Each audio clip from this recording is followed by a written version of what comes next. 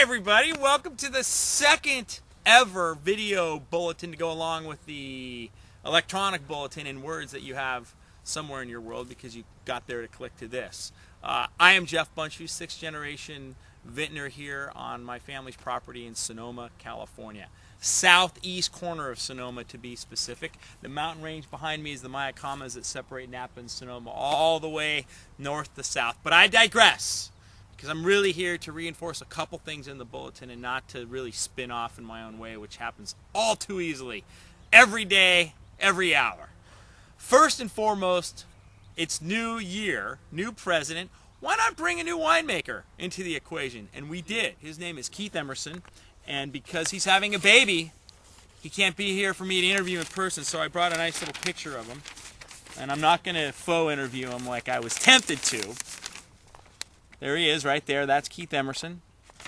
Hello, Keith. I guess that's all I'm going to do. Keith is, well, he's got a lot to say about himself. If he were here, he probably would be a little more modest, but since I'm me, I'm not going to be on his behalf. He started at UC Davis. Oh, a lot of people have this day, and it actually scares me that the whole world goes to UC Davis. It's like having all your politicians go to like Harvard, or everybody you know read the New York Times. Big problems. I mean, lots of good foundation, but you got to have some breadth. He took that degree, went to Cake Bread, very nice. Came to Gunlock Bunchu here, this very site, for 4 years, where he ended up as assistant winemaker. And that time, we even sent him to New Zealand to work with Sauvignon Blanc, which was awesome. We don't even make a Sauvignon Blanc, but that's how good he was. He came back. We knew he was a rock star, and we just basically pushed him out the door, let his wings flutter, and he landed, as a guy like him may well do, at a great winery in Napa Valley called Vineyard 29, where he remains the director of winemaking, his full-time gig. But in that capacity, he makes wine not only for that winery itself and their labels, but for people like Andy Erickson and Philippe Melka, great Cabernet winemakers that really supplement his own love and passion for high-acid Pinot and Sauvignon Blanc, even though we don't make an aromatic white varietals like Gewürztraminer.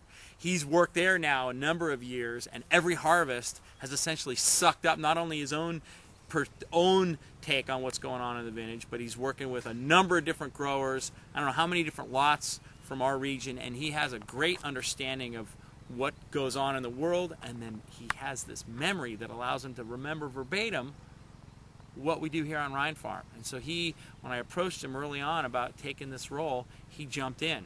And then once he understood who we had working here full time, Ann and Jessica, rock stars who I can't go into full detail about, but both of whom bring a lot to the table, he was ready to come to work and to really take us to the next level. It's already happened with our his input into our 07 and 08 vintages. We'll be excited to introduce you to him, and especially his wines to you as they come about. Be rest assured, though. Can you be rest? Just rest assured, though, that this is the thing of taking this diamond and polishing it even further, because we're pretty happy with what's going on already. He's just going to take us even another step. All right, sustainability, big part of what we do here, and this installment, as opposed to solar, which we talked about last time, is all about cover crops. Now, you see this yellow stuff behind me, all these mustard plants. These are things that do grow wild in our neighborhood, and during this time of year are beautifully evident across Napa Valley and Sonoma Valley, and really anywhere. Actually, I don't know about Central Valley this time of year. Maybe they grow something else, but mustard's all over the place up here. And let me tell you, there's all sorts of fun things to do in a mustard field. The higher the mustard, the more fun you can have. But you can tell this is a little quiet. It's in a heritage block here. We don't like to overplant it with mustard.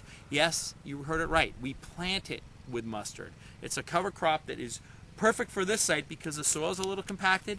The deep roots of the mustard allow that soil to be broken up a little bit, more penetration for nutrients and for water when it comes time for either the sky to open, which we hope it will at some point, or for us to put water in the soil to help grow the vines. We have specified cover crop regimes across our entire ranch, and they do things like break up the soil, like I mentioned. Also, they attract good bugs. They repel bad bugs. They can retain water in places that are too vigorous, hold too much water, or they can actually repel water in places where we need more water for our vines. if you've been here in this time of year, which right now is godfully early in January, usually I'd be saying in March to April or mid-February to mid-April, you'll see all sorts of things going on that make the place, a vineyard, a dormant vineyard, look like it's a golf course because there's so much greenery going underneath. Soon after that, though, the disking and the mowing starts and it begins to look like a growing vineyard again because the real growth happens on the vines. Now, finally, we're having a sales contest. It is like us now to repeat a good thing when we find one.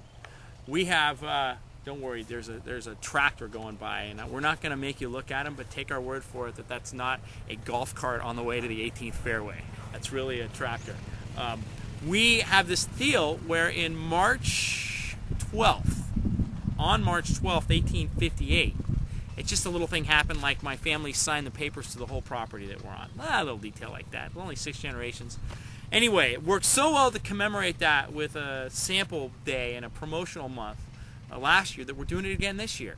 It's called D-Day 151, and if you haven't already heard about it, then you need to find out about it because in your world, invariably, there's some sort of promotion that's going to get you a prize, at minimum a 750 bottle, 750 milliliter of our very highly allocated and underproduced reserve Cabernet, and at maximum even more than that, maybe even like a ticket, concert tickets or something like that. But it's specific to market. But at the end of the day, it's a placement drive. It's about you taking us into your heart and putting us into your wine bag and then going out there and just using your charm that you know you have and spreading the gun bun love. I know you can do it. That's for you in the trade, and for you in the trade only. For you in the trade and the rest of the world on the day. From midnight to midnight, March 12th, we're having a writing contest. Gun Bun 151. 151 words. How you love wine, what wine means to you. You're going to have to put in a poem, a rap, a little sing, a video, and there will be prizes spread out among the universe. But that's, again, not just relegated to our little professional wine world, but open to everybody. And you may not know like I know, because I have a wine club, and you may not, that the people who actually drink the wine are absolute freaks, and they will write stuff that you couldn't imagine people even think. So your competition will be tough, but I know you have it in you to join the masses, to leave our cocoon of the trade and join the rest of the world, and do it on our behalf. It's Gunlock Bunch. You remember 151 years in one family. Nobody can say that from our country, and certainly nobody in your portfolio. I love everybody else in your portfolio, but given that we're small in the context of many of my neighbors in your book, we walk tall with a big heart, and for that I'm hoping and asking that you go out in this year of years and make Gunlock Bunch matter to your customers. Have a great day.